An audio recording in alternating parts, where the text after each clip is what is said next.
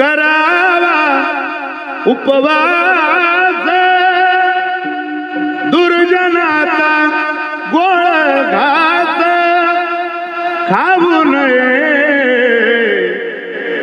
दुर्जनाचा गोळ घास सज्जना संगती करावा उपवास सज्जना संगती करावा उपवास दुर्जनाचा गोड घास खाऊ नये.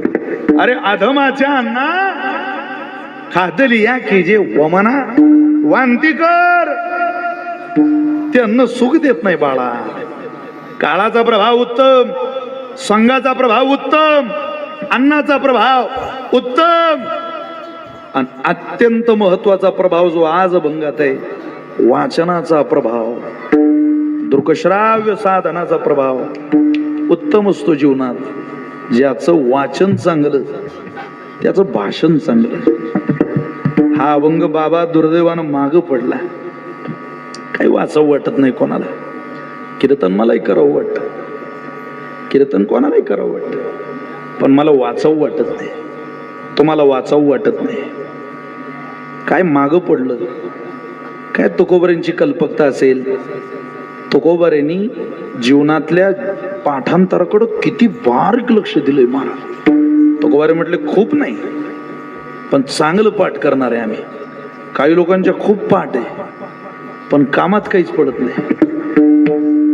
बहुत केले पाठांतर वर्म राहिले ते दूर, वर्म राहिले ते दूर, वर्म राहिले ते दूर. बहुत केले पाठांतर वर्म राहिले ते दूर, वर्म राहिले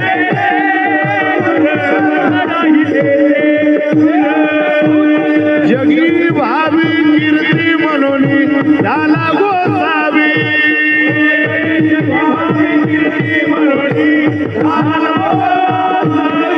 जगी भावी कीर्ती म्हणून झाला गोसावी.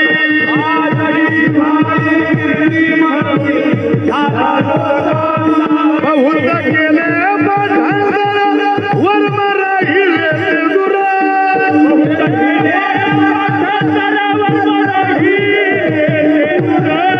बहुत केले पाठांतर वर्म राहिले ते दूर, वर्म राहिले ते दूर, वर्म राहिले ते दूर.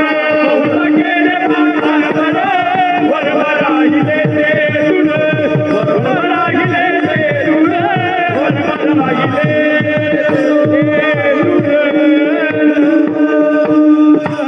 खूप पाठ केलं पण वर्मच राहिलं दूर.